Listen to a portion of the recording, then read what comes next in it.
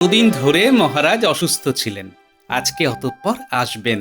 সত্যি মহারাজ ছাড়া রাজসভা যেন মণিহারা ফণি। আমি গতকালই মহারাজের শারীরিক অবস্থা নিরীক্ষণ করে দেখেছি। এখন উনি আগের তুলনায় যথেষ্ট ভালো আছেন।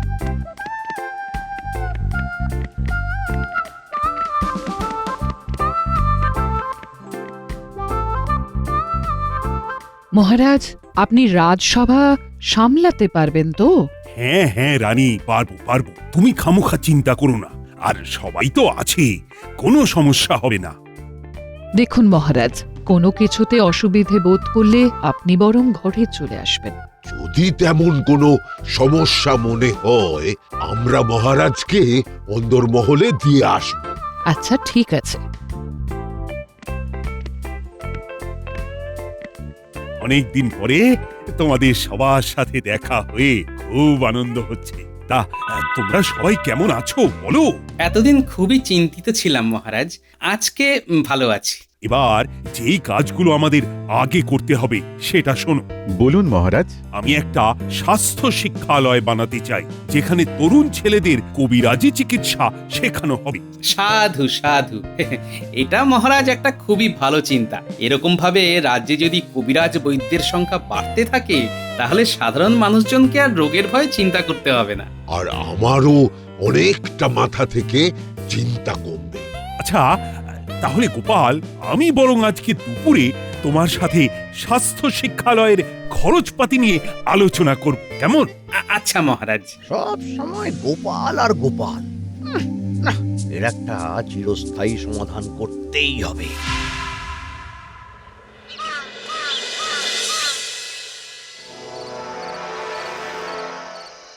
মহারাজ, দেখুন আপনার সঙ্গে কে দেখা করতে এসেছেন। আরে কৃষ্ণনগরের মন্ত্রী যে। হ্যাঁ, কি সৌভাগ্য, কি সৌভাগ্য। যাও যাও প্রহরী, তুমি যাও। সৌভাগ্য না খাম্বাজ রাজ, আমার দুর্ভাগ্য। কিছুতেই তো সুনাম পাচ্ছি না, শুধু বদনামের ভাগীদার হয়ে যাচ্ছি। আর যত সুযোগ সুবিধা ভালোবাসা সব পেয়ে যাচ্ছে ওই গোপাল। সে তো অনন্তকাল ধরেই হয়ে চলেছে, এ তুমি কিচ্ছু করতে পারবে না। না, আমি অনেকবার অনেক চেষ্টা করেছি, কিন্তু কিচ্ছু করতে পারিনি। কিন্তু এবারে আমি একেবারে পরিকল্পনা ভেবে চিন্তে নিয়েই এসেছি। কি পরিকল্পনা বলো? দেখুন, এই মুহূর্তে আপনার রাজ্যের সবচেয়ে বড় সমস্যা একটাই, সেটা হলো দিনে দুপুরে ডাকাতি। হ্যাঁ, সে ডাকাত দল ধরা পড়ে, ছাড়া পায়, আবার যে কে সেই। আমার কাছে একটা দারুণ উপায় আছে। কি উপায়? শুনুন। বাহ বাহ বাহ, এরকম হলে তো বেশ ভালোই হয়। তাহলে আপনিও কাজ শুরু করুন, ওদিকে আমিও কাজ শুরু করছি। একদম। তাহলে আমি এখন আসি। হ্যাঁ হ্যাঁ, এসো এসো এসো।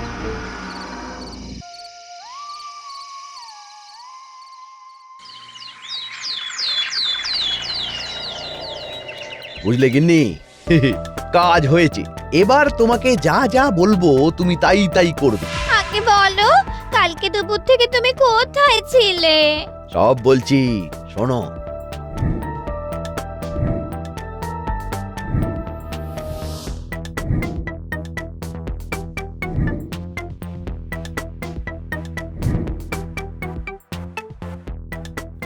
ও মা গো, তোমার পেটে পেটে কি বুদ্ধি গো! এই বুদ্ধি তখনই কার্যকর হবে যখন তুমি তোমার জন্য একটা ছোট্ট কাজ করবে।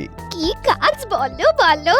এক্ষুনি তুমি রানীমার কাছে চলে যাও, গিয়ে বলবে। কি, পারবে তো? হ্যাঁ হ্যাঁ, বেশ পারবো। আমি বরং একটু ঘুমিয়ে নি।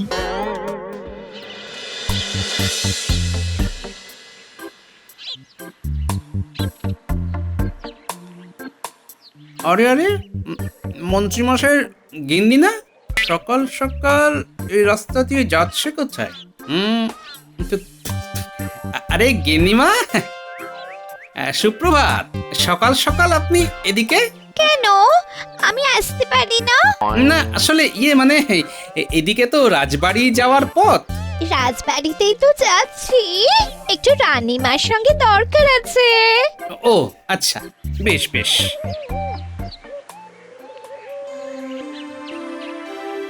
তাহলে তুমি বলছো কাজ হবে? হ্যাঁ, নিশ্চয়ই হবে। বেশ, আমি তাহলে মহারাজকে বলবো ব্যাপারটা। হ্যাঁ হ্যাঁ, বারবার রোগ ভোগ তো ভালো নয়, মহারাজের তো বয়স হচ্ছে। ঠিকই বলেছো।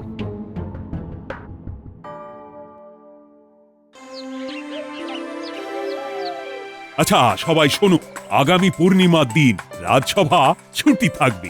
কেন মহারাজ, ছুটি কেন? আমি আর রানী খাম্বাজ রাজ্যে এক জাগ্রত দেবতার মন্দিরে যাব পুজো দিতে। আমি তো কদিন ধরে মাঝে মাঝেই ভুগছি। শুনেছি কর্তা গিন্নি দুজনে মিলে ওই মন্দিরে পুজো দিলে মনস্কামনা পূর্ণ হয়। তাহলে মহারাজ আমিও যাব।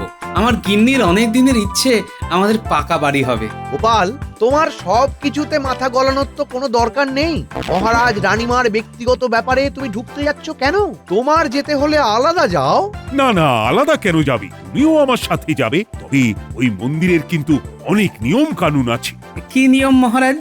ওই মন্দিরে দম্পতিরা গেলে স্ত্রীকে মন্দিরে এসে লাল পাড়ে সাদা শাড়ি পরে আসতে হবে। মন্দির প্রাঙ্গণে মৌনব্রত পালন করতে হবে এবং মুখ অবধি ঘোমটা দিয়ে চলতে হবে। মৌনব্রত না হয় বুঝলাম, কিন্তু মুখ অবধি ঘোমটা দিয়ে যদি স্ত্রী উল্টে পড়ে?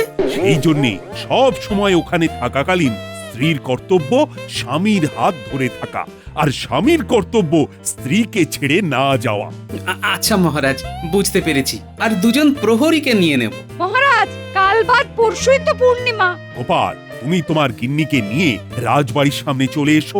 একদম ভোরবেলা আসবে, কিন্তু দুজন প্রহরী আমাদের আলাদা আসবে। একজন আমাদের সামনে সামনে যাবে আর আরেকজন আমাদের পিছনে পিছনে। তাহলে তো মহারাজ চিন্তাই নেই।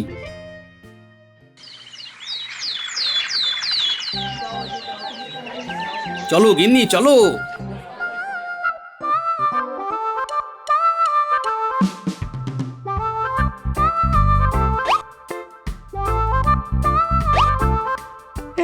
পালাও পালাও পালাও, আগুন লেগেছে, পালাও পালাও পালাও।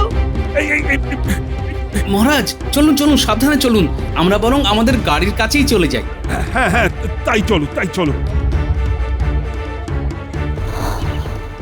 বেশ ভালো দর্শন পেলাম, কি বলেন মহারাজ? হ্যাঁ রানী, আমরা মন্দির প্রাঙ্গণ থেকে দূরে চলে এসেছি। এবার ঘোমটা তুলতে পারো। এ কি, তুমি কে? আপনি কে? কে আপনি? এ কি মহারাজ, আপনি মন্দিরে রানীমাকে নিয়ে এলেন আর মন্দির থেকে নিয়ে যাচ্ছেন অন্য কাউকে? এবার আমার কি হবে? কেঁদো না কেঁদো না মেয়ে, কেঁদো না।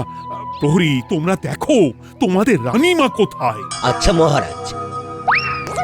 মাগো, মাগো, কি সর্বনাশ হলো গো! বলি রানীমা কোথায় গেল গো? কি মুশকিল হলো বলো দেখি।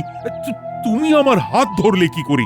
আমি তো আপনার হাত ধরিনি, আপনিই তো আমার হাত টেনে ধরলেন। আর কেউ একটা বললো আগুন আগুন। এবার আমার কি হবে? কিন্তু মহা মুশকিল হলো। তা তা তোমার নাম কি মেয়ে? আমার নাম মানে অনামিকা। অনামিকা। ও গোপাল, আমার যে খুব চিন্তা হচ্ছে। তুমি একটিবার গিয়ে দেখো না। আচ্ছা মহারাজ, আপনি বরং গাড়ির কাছে থাকুন। অনামিকা, তুমি এখানে কার সাথে এসেছিলে? তোমার বাড়ি কোথায়? আমার তো বাড়ি নেই, আমি অনাথ, পথে ঘাটে ভিক্ষা করে খাই।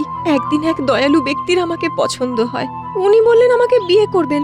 আজকেই তো বিয়ে করার জন্য আমাকে নিয়ে এসেছিলেন, আর হারিয়ে গেলেন। এ তো আরো মুশকিল। এখন আমি কোথায় যাব? আমার এবার কি হবে? কে বিয়ে করবে আমাকে? ঠিক আছে ঠিক আছে, দেখছি তোমার কি ব্যবস্থা করা যায়। আগে রানীকে খুঁজে পাওয়া যাক। মহারাজ, আমরা দুজনে পুরো মন্দির চত্বরে অনেক খুঁজলাম, কাউকে দেখতে পেলাম না। কি বলছোটা কি? আরে জলজ্যান্ত মানুষটা দিনে দুপুরে উধাও হয়ে গেল নাকি? মহারাজ, চারিদিকে তন্ন তন্ন করে খুঁজলাম, কিন্তু রানীমা কোথাও নেই। ও রানী, এখন আমার কি হবে?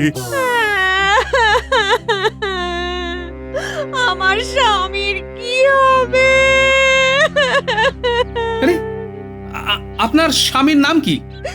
স্বামীর নাম মুখে আনতে নেই তো, তাই বলতে পারবো না। ও গো, তুমি কোথায় চলে গেলে গো? আমাকে ছেড়ে দিলে গো।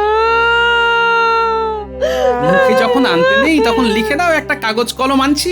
আমি তো লেখাপড়া জানি না।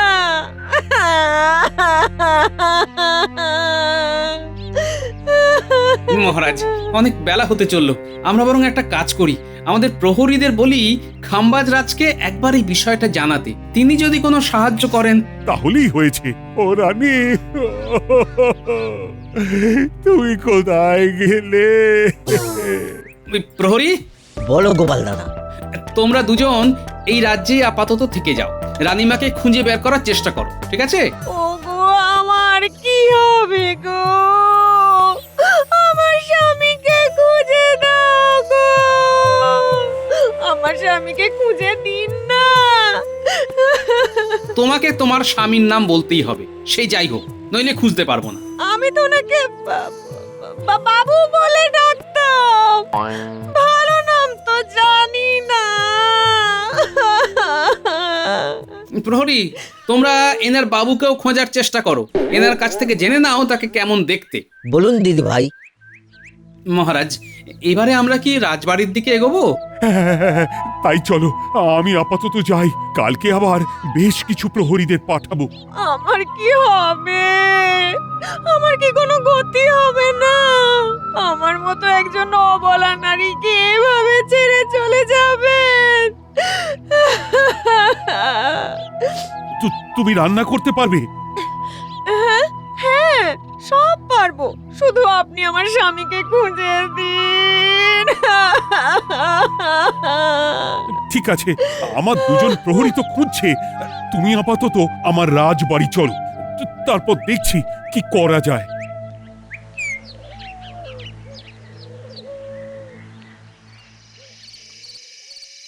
আচ্ছা মালতী, তুমি তাহলে সব বুঝে নিলে তো?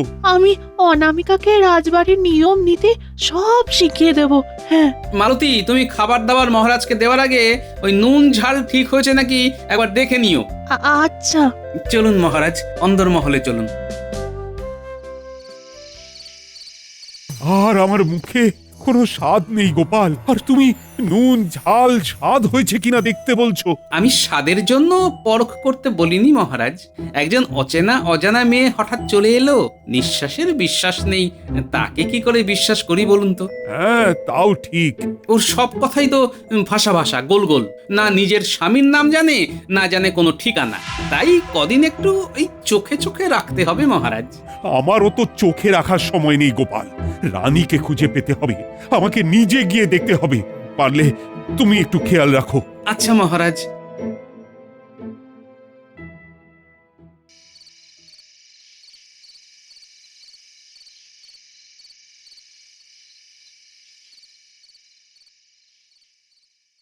কিরে, তোরা এই অসময়? এই এখন কিন্তু আমি গল্প শোনাতে পারবো না, মন মেজাজ খারাপ আছে। আমরা তো গল্প শুনতে আসিনি দাদু, আমরা দিদার কাছে প্রসাদ খেতে এসেছি। ভালো করেছিস। তার দিদার কাছে কিছু শুনেছিস? হ্যাঁ, শুনেছি রানীমা হারিয়ে গেছেন। আর মহারাজ রাজবাড়িতে নতুন রাঁধুনি নিয়ে এসেছেন। হ্যাঁ, বেশ ভালোই তো বুঝে গেছিস দেখছি। তোমার সাথে থেকে থেকে আমাদের বুদ্ধি তো কিছু কম হলো না। তাহলে শোন, রাজবাড়িতে নতুন যে রাঁধুনি এসেছে তাকে চোখে চোখে রাখবি, কেমন? সব সময় তুমি ওদেরকে কাজে লাগাও কেন বলো তো? ওরা বাচ্চা, তাড়াতাড়ি ছুটতে পারে, আর ওদের উপরে সহজে কারো সন্দেহ হবে না, বুঝলে?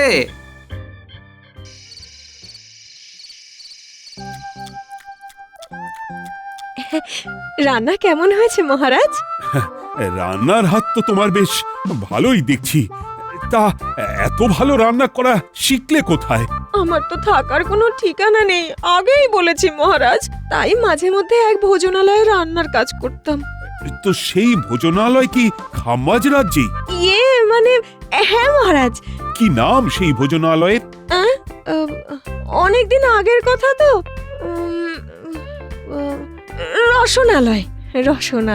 বাহ বাহ, ভালোই হলো, একজন পাকা হাতের রাঁধুনি পাওয়া গেল। এখন শুধু রানীমাকে পাওয়া গেলে শান্তি। ওটাই তো চিন্তার বিষয়। আমি কি আপনার বিছানাপত্র গুছিয়ে দেব? দাও, যদি সম্ভব হয়।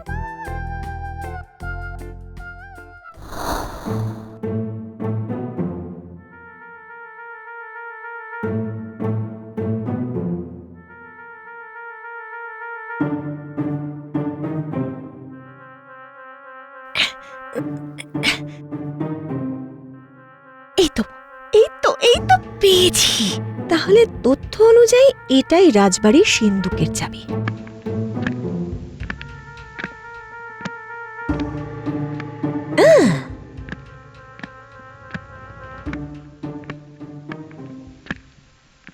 কি অনামিকা, বিছানা গোছানো হলো?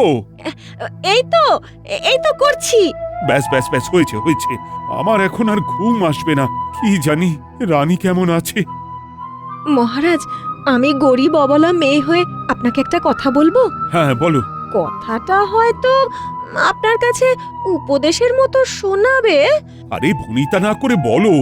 বলছিলাম কি, খাম্বাজ রাজ্য এত বড় রাজ্য, দুজন প্রহরীর পক্ষে রানীমাকে খোঁজা তো সম্ভব নয়। আপনি বরং আরো বেশ কিছু প্রহরীকে পাঠিয়ে দিন। হ্যাঁ, তুমি ঠিকই বলেছ। সকাল থেকে রাত হয়ে গেল, এখনো তো রানীর কোনো খোঁজ খবর এলো না। আমি বরং গোটা বিশেষ সেনাকে দায়িত্ব দিই, যদি কিছু সুরাহা হয়। হ্যাঁ মহারাজ। তোমরা তাহলে বুঝতে পারলে তো? হ্যাঁ মহারাজ, আমরা সবাই মিলে বিভাজিত হয়ে রানীমাকে খুঁজবো। আর হ্যাঁ, রসনালয় নামে কোনো ভোজনালয় আছে কিনা একটু খোঁজ নেবে, আর জিজ্ঞেস করো ওখানে অনামিকা বলে কেউ রান্না করতো কিনা। আচ্ছা।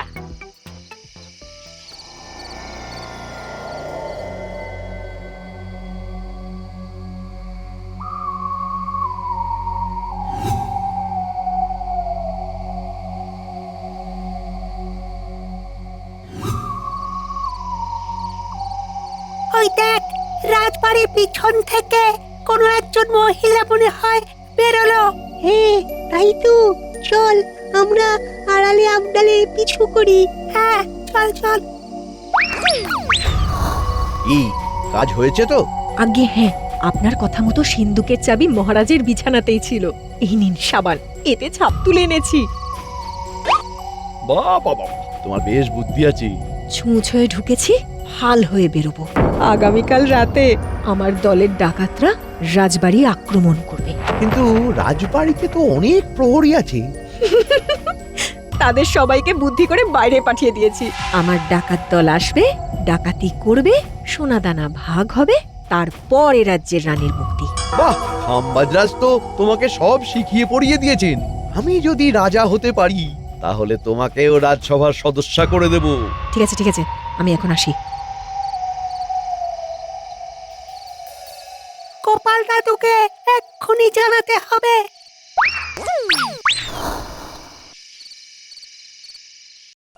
বলিস কি রে, এত কিছু? হ্যাঁ দাদু।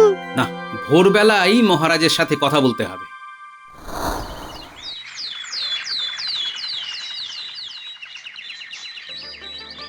কি বলছো কি গোপাল? হ্যাঁ মহারাজ।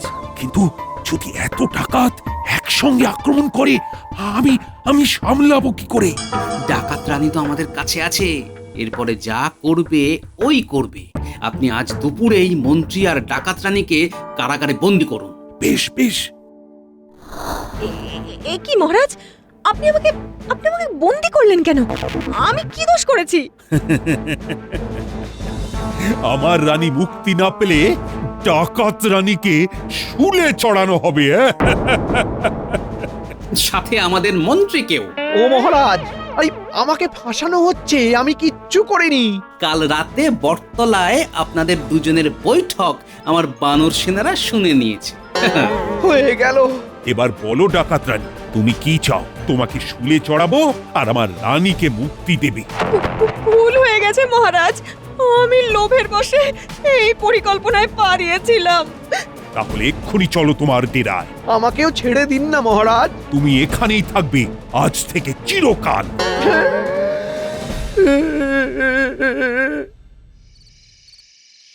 আমাকে ছেড়ে দাও। আজকে আমাদের কৃষ্ণনগর রাজবাড়িতে ডাকাতিটা হয়ে গেলেই ছেড়ে দেবো। আমাদের রানীকে মুক্তি না দিলে তোমাদের ডাকাত রানীর গর্দান যাবে। মহারাজ, গোপাল, তোমরা এসেছো? ওনাকে ছেড়ে দাও তোমরা। আচ্ছা সর্দারনি।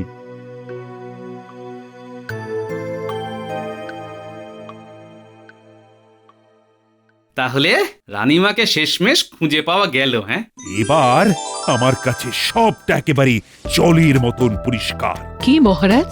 গোপাল, তুমি বলো। মন্ত্রীমশাই খাম্বাজ রাজ্যের সাথে পরিকল্পনা করে ডাকাত রানীর দলকে নিযুক্ত করেন। মন্ত্রীগিন্নি রানীমাকে এই মন্দিরে আসার পরামর্শ দেন, তারপর একজন আগুন লেগেছে বলে বিভ্রান্ত করার চেষ্টা করে, আর রানীমাকে সরিয়ে ডাকাত রানী মহারাজের হাত ধরেন।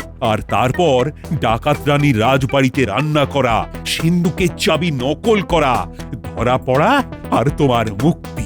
সত্যি গোপাল, তোমার মতো বিচক্ষণ লোক যতদিন কৃষ্ণনগরে আছে ততদিন আমরা সুরক্ষিত।